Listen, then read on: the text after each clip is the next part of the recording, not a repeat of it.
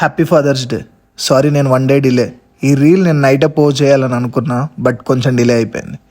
నాన్న అనేది 2 అక్షరాలు, బట్ దాని వెనకాల ఉన్న బరువు అంత ఈజీగా చెప్పాల్సింది కాదు. సో ఫ్యామిలీ మొత్తానికి బ్యాక్ బోన్ నాన్న. నా ఫ్యామిలీలో కూడా మా నాన్న పడే కష్టం నా లైఫ్లో నేను అంత పడలేనేమో. ఎందుకంటే ఈరోజు నేను ఎలా ఉన్నాను అని అంటే దానికి కారణమైన.